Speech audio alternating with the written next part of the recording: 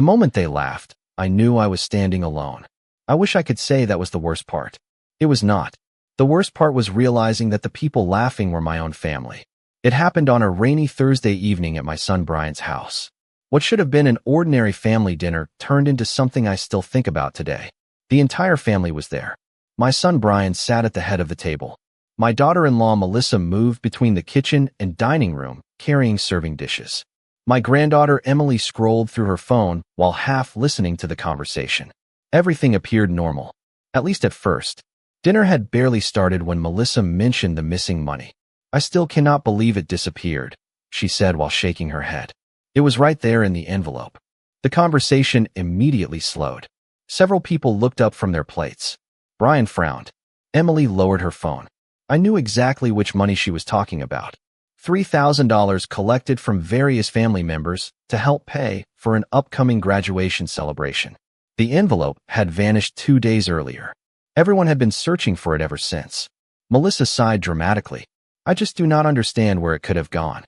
Something about her tone felt strange. Too polished. Too prepared. I glanced across the table and noticed Brian watching me. Then I noticed Emily watching me too. A strange silence settled over the room. My stomach tightened. "Why are you all looking at me?" I asked. Nobody answered immediately. Finally, Melissa spoke. "Judith, nobody is accusing you of anything." Whenever someone begins a sentence that way, they usually are. "Then why does it feel like I am being accused?" I asked. Brian shifted uncomfortably in his chair. Melissa folded her hands on the table. "A few people mentioned seeing you near the office the day the envelope disappeared." The words landed like a weight in my chest. "Near the office?" I repeated. "I was looking for a photo album." Melissa offered a small smile. Of course. Of course." 2 simple words. Yet something about them sounded less like agreement and more like doubt. The conversation continued, but the atmosphere had changed completely. Every explanation I offered seemed to make things worse. Every detail I clarified felt like another reason for people to exchange glances. Finally, I looked directly at Brian. "You do not actually think I took that money, do you?" He hesitated. That hesitation hurt more than any answer could have. "Mom," he said carefully, "we are just trying to figure out what happened." The response told me everything I needed to know. They were not treating me like someone helping solve a problem. They were treating me like part of the problem. I tried explaining again. I reminded everyone exactly where I had been that day. I described why I entered the office. I even recalled specific conversations and timestamps. Halfway through my explanation, someone laughed softly. Then another person smiled. "Judith," Melissa said gently, "you do not need to turn this into a courtroom case." A few people chuckled. Not cruelly. Not maliciously. Just enough to make me feel foolish for defending myself. I stopped talking immediately. Suddenly, I understood something important. Nobody wanted evidence. Nobody wanted details. They had already decided which version of events made the most sense. By the time dinner ended, I felt more isolated than I had in years. As I gathered my coat near the front door, I happened to glance toward a bookshelf in Brian's office. Something sitting on the bottom shelf caught my attention instantly. It was small, ordinary, easy to overlook. Yet the moment I saw it, a memory surfaced. And for the first time that evening, I realized there was one detail nobody else seemed to remember. The object sitting on the bottom shelf was a small silver keychain shaped like a lighthouse. Most people would have ignored it completely. I almost did. Yet the moment I saw it, I remembered exactly where it came from. Emily bought it during a school trip to the coast nearly a year earlier. She attached it to a bright red envelope she used for collecting donations during a community fundraiser. I remembered because I helped her assemble the fundraiser materials myself. The memory stayed with me all the way home. By the time I pulled into my driveway, the rain had stopped, but my thoughts had not. I sat in the car for several minutes replaying the evening. The accusations. The uncomfortable silence. The laughter. Most of all, the red envelope. Everyone kept talking about a plain white envelope containing the graduation money. Yet the last time I saw that money, it was not inside a white envelope at all. It was inside Emily's red fundraiser envelope with the lighthouse keychain attached. The distinction seemed small, almost meaningless. But details matter, especially when everyone else forgets them. The next morning, I made coffee and opened a notebook. If nobody believed my memory, I needed something stronger than memory. I began writing down everything I could remember about the day the money disappeared. Times, conversations, locations, names. The process felt strangely comforting. Facts do not become less true simply because people laugh at them. Around noon, my phone rang. It was Emily. Her voice sounded hesitant. "Grandma," she said softly. "Are you okay?" The question surprised me. "Why would you ask that?" There was a pause. "Everyone has been talking about last night." I leaned back in my chair. "And what are they saying?" Another pause followed. "Mostly that you seemed upset." That answer told me more than she realized. Not that I seemed innocent. Not that I made a good point. Just that I seemed upset. The narrative had already shifted away from the missing money and toward my reaction. I thanked Emily for calling and changed the subject. Before hanging up, however, I asked one simple question. "Do you remember what kind of envelope the money was in?" Silence followed. Then Emily answered immediately. "The red one." My heart skipped. "You are sure?" "Of course I am. I put the lighthouse keychain on it so nobody would lose it." After the call ended, I stared at the notebook on my kitchen table. Suddenly, I felt less alone. For the first time since the accusations began, someone else's memory matched mine. Later that afternoon, I called Brian. I explained what Emily remembered. His response was not what I hoped for. "Mom," he said carefully, "people remember things differently." I closed my eyes. "This is not a matter of remembering differently." "Maybe not," he replied. "But we still do not know where the money went." The conversation ended politely, yet I could hear the doubt in his voice. He still believed the larger story, the one where I was confused, the one where I was overly defensive, the one where everyone else seemed more reasonable. That evening, I opened my notebook again and added a new section. Evidence. Underneath the heading, I wrote 2 words. Red envelope. It was not proof. Not yet. But it was the first crack in a version of events everyone else seemed eager to accept. As I closed the notebook, another memory surfaced unexpectedly. Earlier that same day, I had seen Melissa carrying something out of Brian's office. At the time, it meant nothing. Now, for the first time, I found myself wondering whether that detail mattered more than anyone realized. The memory stayed with me all night. Melissa leaving Brian's office carrying something rectangular beneath her arm. At the time, I barely noticed it. Now I could not stop thinking about it. The following morning, I opened my notebook and added another entry beneath the words red envelope. Melissa leaving office. 2 details. Nothing more. Certainly not evidence. Yet they were enough to keep me looking. Around noon, Emily stopped by unexpectedly. She often visited after school, especially when she wanted homemade cookies or a break from family drama. That afternoon, she found me sitting at the kitchen table surrounded by notes. "You are really trying to figure this out, aren't you?" she asked. I smiled faintly. Somebody should. Emily pulled out a chair and sat down. For several moments, neither of us spoke. Then she said something that immediately caught my attention. The weird part is that nobody seemed worried until Melissa noticed the money was gone. I looked up. "What do you mean?" Emily shrugged. "I do not know. It just seemed strange. The envelope sat in Dad's office for days. Nobody talked about it. Then suddenly everyone was searching for it." I picked up my pen. "Days?" Emily nodded. "At least 3. That was new information." According to the story everyone repeated, the money disappeared almost immediately after being collected. Yet Emily remembered something different. "Are you sure?" I asked. "Pretty sure," she replied. "I remember because I saw the envelope when I borrowed Dad's printer." My notebook suddenly felt much more important. The timeline people accepted might not be accurate. After Emily left, I began reviewing everything again. The more I examined the story, the more questions appeared. Who actually saw the envelope last? Who reported it missing? Who searched for it first? Every answer seemed to point toward the same person. Melissa. That realization made me uncomfortable. Not because it proved anything. Because it did not. All it proved was that Melissa remained at the center of nearly every detail.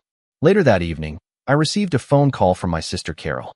Apparently, word of the family dispute had spread. "Judith," she said carefully, "I heard things got tense." I laughed softly. That is one way to describe it. We talked for nearly an hour. Then Carol mentioned something unexpected. Melissa called me 2 days before the family dinner. My pen immediately stopped moving. "Why?" Carol hesitated. She wanted advice. About what? Another pause followed. About how to handle the situation if people started asking difficult questions. I sat perfectly still. What situation? The missing money. The room felt suddenly quiet. According to everyone else, the money disappeared unexpectedly. Yet Melissa was apparently discussing how to manage questions before the family dinner even happened. Did she say anything else? I asked. Carol thought for a moment. Only that she was worried certain people might become defensive. Certain people. I knew exactly who she meant. After ending the call, I added another note to my growing list. Melissa preparing explanations before discussion. Again, not proof. Not even close. Yet the pattern continued. Every road seemed to lead back to the same place. The next afternoon, while organizing old photographs, I received a text message from Emily. It contained a single image. My pulse quickened the moment I opened it. The photograph showed the inside of Brian's office taken several days before the money disappeared. Sitting clearly on the bookshelf behind the desk was the red envelope with the lighthouse keychain attached. I stared at the image for several seconds. Then I noticed something even more important. The date stamp in the corner. Suddenly, the timeline everyone believed no longer made sense at all. The photograph changed everything. I enlarged the image on my phone and studied it carefully. There was no doubt about what I was seeing. The red envelope sat clearly on the bookshelf inside Brian's office. The lighthouse keychain hung from the corner exactly where Emily remembered placing it. More importantly, the date stamp showed the picture was taken 2 full days after the money was supposedly last seen. I sat at my kitchen table staring at the screen while a strange mixture of relief and confusion washed over me. Relief because my memory was not failing. Confusion because the accepted timeline no longer made sense. If the envelope remained in the office 2 days later, then many of the assumptions people made about its disappearance were impossible. I immediately called Emily. "Where did you get this photograph?" I asked. "From my phone," she replied. "I took it when I was showing my friend the decorations Dad put in his office." I closed my eyes for a moment. "And you were sure about the date?" "Positive." Her confidence never wavered. After ending the call, I added the photograph to my notebook. For the first time, I had something tangible. Not proof of who took the money, but proof that part of the story everyone believed was wrong. That afternoon, I decided to revisit the office myself. I did not tell anyone. I simply drove to Brian's house while I knew nobody was home. I had no intention of entering. I only wanted to look. Standing outside the window, I could see the same bookshelf from the photograph. The envelope was gone now, of course. Yet another detail immediately caught my attention. A small security camera sat above the doorway. I froze. The camera had always been there. I remembered Brian installing it years earlier after a package disappeared from the front porch. How had nobody mentioned it? More importantly, why had nobody checked it? My pulse quickened. The answer seemed obvious. If the camera worked, it could settle the entire question. That evening, I called Brian. "Do you still use the office camera?" I asked. There was a pause. "Sometimes." "Why?" "Because it might show what happened to the envelope." Silence followed. Long enough for me to notice. "The footage is probably gone by now," he said finally. "The system only saves recordings for a limited time." I frowned. "Did anyone ever check?" Another pause. "I do not think so." The answer felt strange. $3,000 had disappeared. Family members spent days arguing about it. Yet nobody checked the camera. The more I thought about it, the less sense it made. Later that night, my phone buzzed with a message from Emily. Attached was another photograph. This one showed the office from a different angle. Again, the red envelope was visible. Again, the date stamp contradicted the accepted timeline. Yet something else appeared in the background. A receipt sitting partially beneath a stack of papers. Most people would never notice it. Emily certainly had not. But I did. The store logo printed across the top looked familiar. Very familiar. I enlarged the image and stared at it for several seconds. Then I opened my notebook and flipped back several pages. Suddenly, 2 separate memories collided. One involved Melissa. The other involved that store. My heart started pounding. The connection was small. Ridiculously small. Yet if I was right, it explained why Melissa seemed so prepared whenever questions arose. It also explained why she never seemed surprised by any new development. I looked back at the receipt in the photograph and realized something important. For the first time since the accusations began, I was no longer defending myself. I was following evidence. And evidence has a way of leading places people never expect.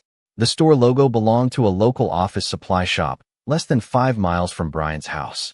Under normal circumstances, that detail would have meant nothing. What caught my attention was the timing.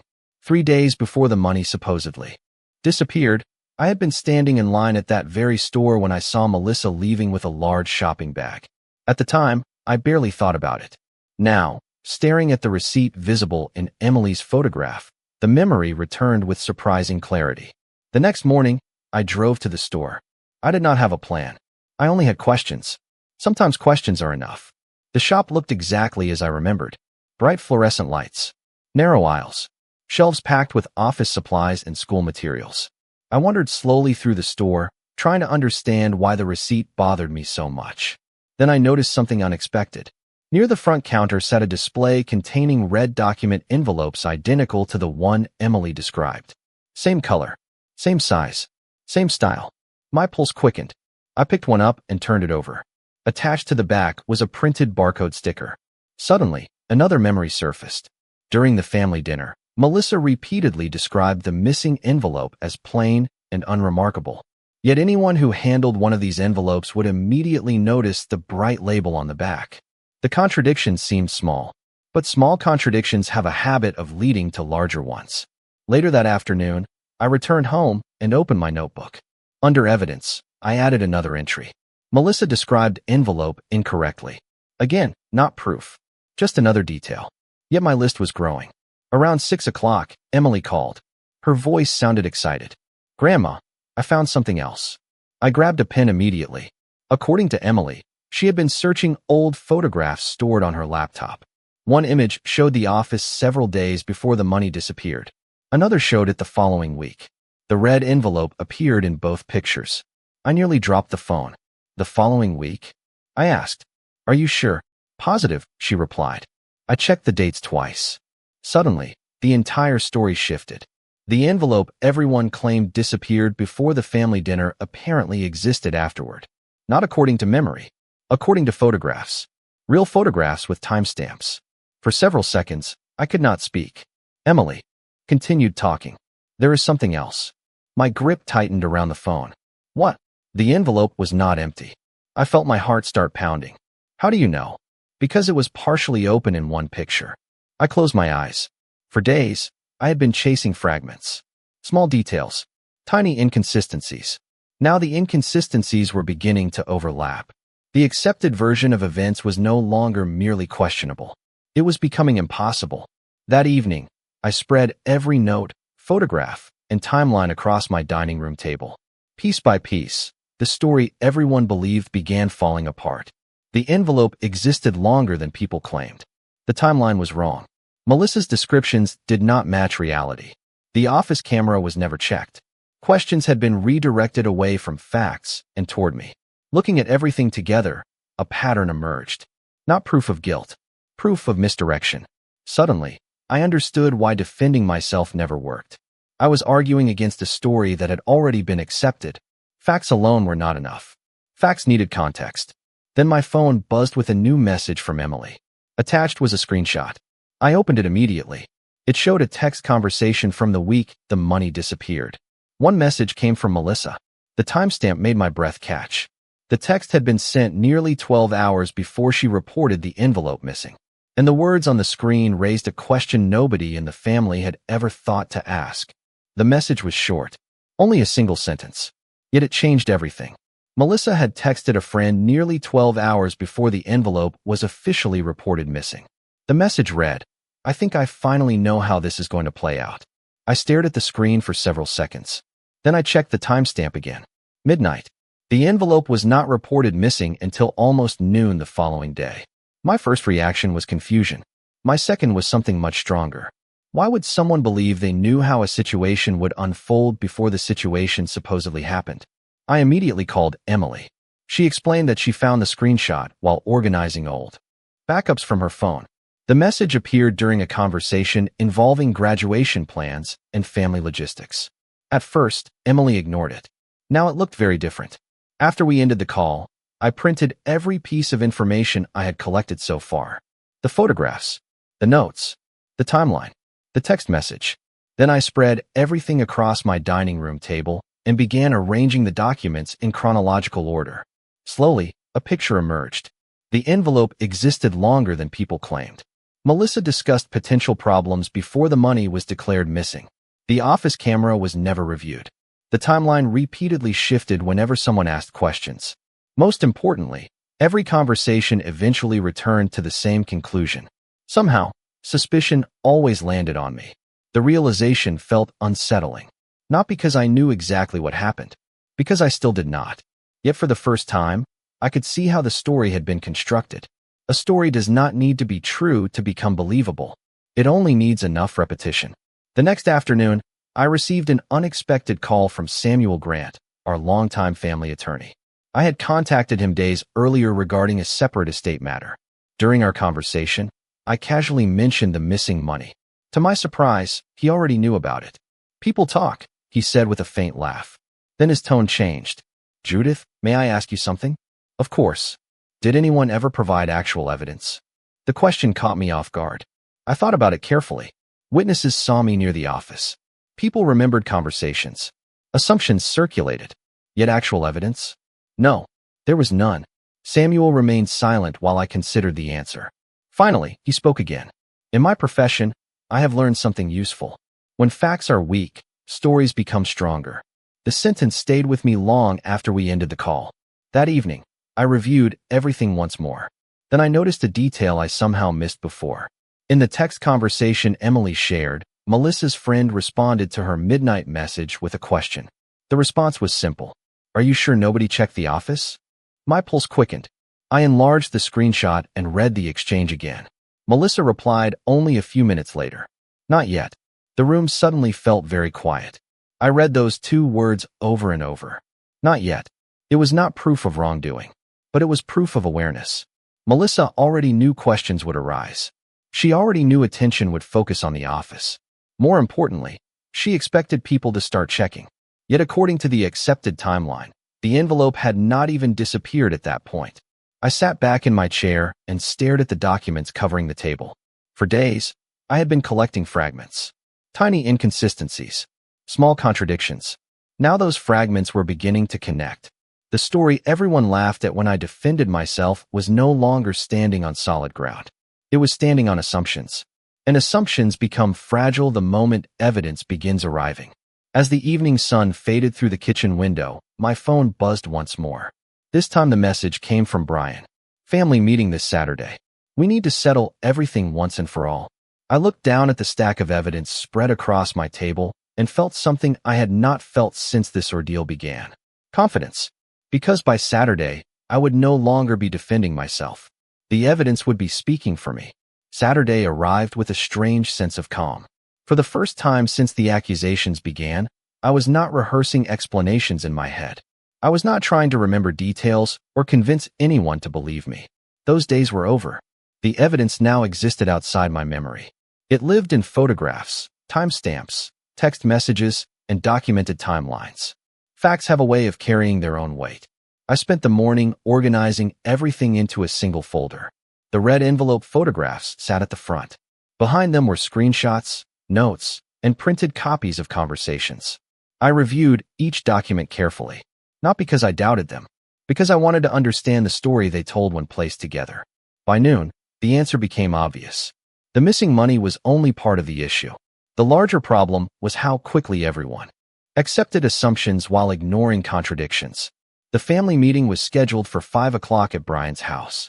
As I drove there, dark clouds gathered overhead. The weather seemed strangely appropriate. The atmosphere felt heavy, expectant, yet I was not nervous. I had spent too many nights defending myself. This meeting was different. When I arrived, nearly everyone was already there. Brian stood near the fireplace, talking with several relatives. Emily sat quietly on the couch. Melissa moved through the room, offering drinks and greeting people with her usual confidence. Nothing about her behavior suggested concern. If anything, she appeared relieved, as though she believed the evening would finally put the matter to rest. In a way, she was right. The conversations before dinner felt polite but cautious. Everyone knew why we were there.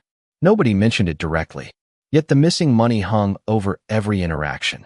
Eventually, Brian cleared his throat and asked everyone to take a seat. The room grew quiet. "We need to settle this," he said.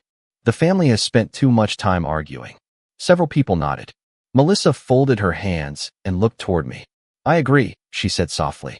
The situation has gone on long enough.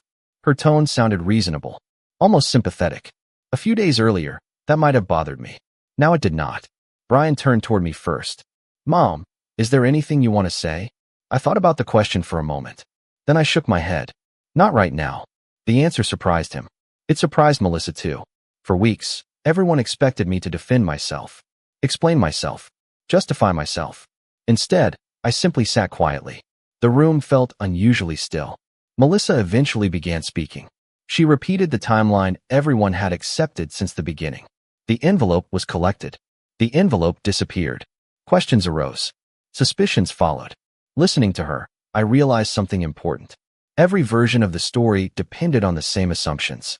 The moment those assumptions disappeared, the entire narrative collapsed. Melissa finished speaking and looked around the room. That is all I know, she said. Then she smiled, politely, and folded her hands. For several seconds, nobody spoke. Then Emily glanced toward me. I recognized the expression immediately. She knew what was inside the folder resting beside my chair. More importantly, she knew the others did not. I looked around the room one final time. Faces I had known for decades stared back at me. Some looked uncertain. Others looked uncomfortable. A few still seemed convinced the answer was obvious. Slowly, I reached for the folder. The movement was small, yet every conversation in the room immediately stopped. For the first time since the accusations began, nobody was laughing. Nobody was interrupting. Nobody was explaining anything away. Because everyone suddenly understood that the discussion was about to change. And when evidence enters a conversation, opinions become much less important. Every eye in the room followed the folder as I placed it on the coffee table. Nobody spoke. Even Melissa remained silent. The confidence she carried throughout the evening seemed slightly less certain now. I opened the folder and removed the first photograph. Before we discuss opinions, I said calmly, I think we should discuss facts. The room remained perfectly still. I handed the photograph to Brian. He examined it for several seconds before passing it to the next person. One by one, family members studied the image. The red envelope sat clearly on the bookshelf inside his office.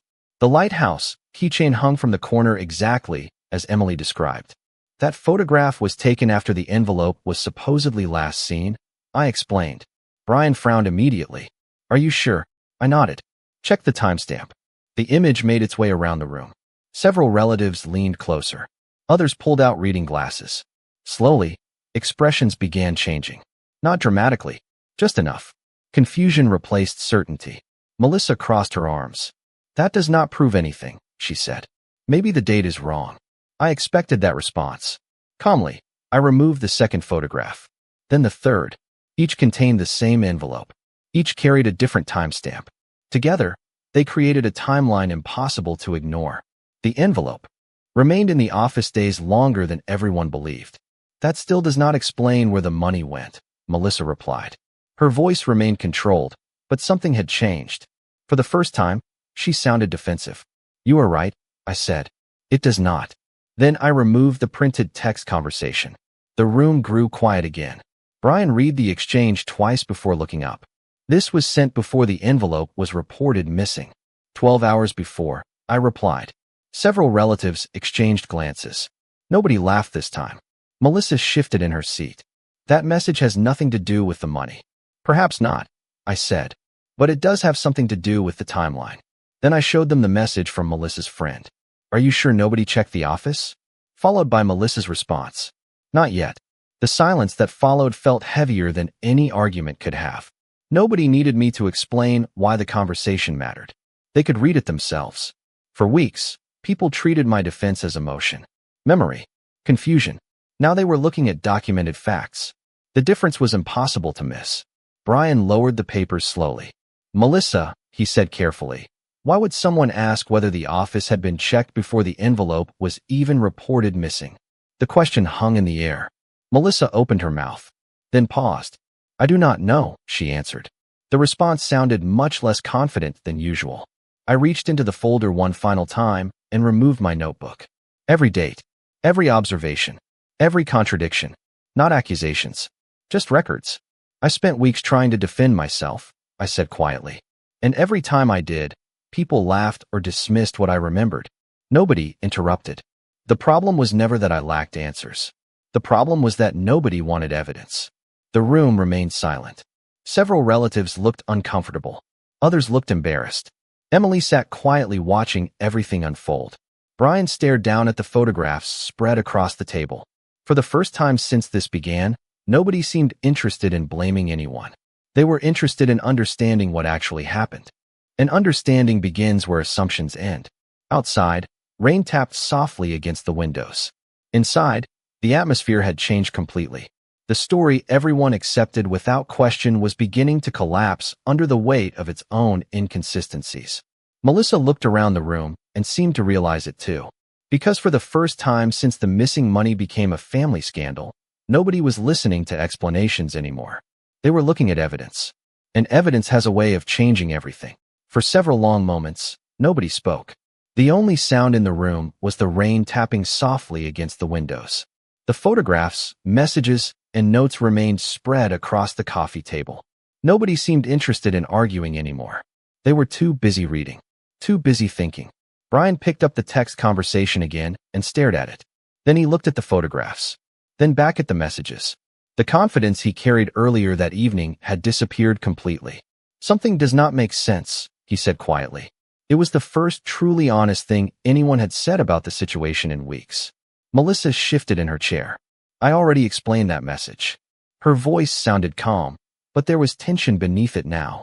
You said it was unrelated, Brian replied. But every time we look at another piece of evidence, the timeline changes. Nobody interrupted him. Nobody rushed to defend either side. The evidence had accomplished something arguments never could. It forced people to slow down. Emily finally spoke. The envelope was still there after everyone thought it disappeared. Her words were simple, direct, impossible to ignore. A cousin sitting near the fireplace nodded, and nobody checked the camera. Another relative pointed toward the photographs. And the dates do not match the story we were told. One observation after another began surfacing. Not accusations, just facts. The room slowly filled with the sound of people reaching their own conclusions. I sat quietly and listened. For weeks, I had tried to explain, defend, convince. None of it mattered. The moment evidence entered the room, people started asking questions for themselves. That was the difference. Brian eventually lowered the papers and looked directly at me. The expression on his face was one I had not seen since he was a boy. Regret. Mom, he said softly, I should have listened to you. The room fell silent again. I felt a lump form in my throat. Not because I wanted an apology. Because for the first time since this began, someone finally understood what hurt them most. It was never about the missing money. It was about being dismissed before anyone bothered to look at the facts. Melissa looked down at her hands. I never meant for any of this to happen, she said quietly. Nobody argued with her. Intentions were no longer the issue. The issue was what actually happened. And what actually happened was now sitting on the coffee table for everyone to see. The conversation continued for another hour. People compared memories, reviewed timelines, discussed details they previously ignored. The more they talked, the clearer one thing became. The accusations against me had never been supported by evidence. They survived because assumptions filled the gaps. Eventually, the meeting came to an end. Family members gathered their coats and prepared to leave. Before walking out, several relatives stopped to apologize. Some apologized for doubting me. Others apologized for laughing. A few simply admitted they should have asked more questions before taking sides. Those small moments meant more than I expected. As I stepped onto the front porch, the rain had finally stopped. The air felt cool and clean. Behind me, the house buzzed with quiet conversations as family members continued discussing what they had learned. For the first time in weeks, I felt at peace. Not because I won an argument. Not because anyone was punished. Because the truth finally had a chance to stand on its own. I looked up at the night sky and smiled. They laughed when I defended myself because they thought my words were all I had. What nobody understood was that truth has a way of waiting patiently. It does not need to shout. It does not need to argue. It only needs evidence. And the moment the evidence appeared, nobody was laughing anymore.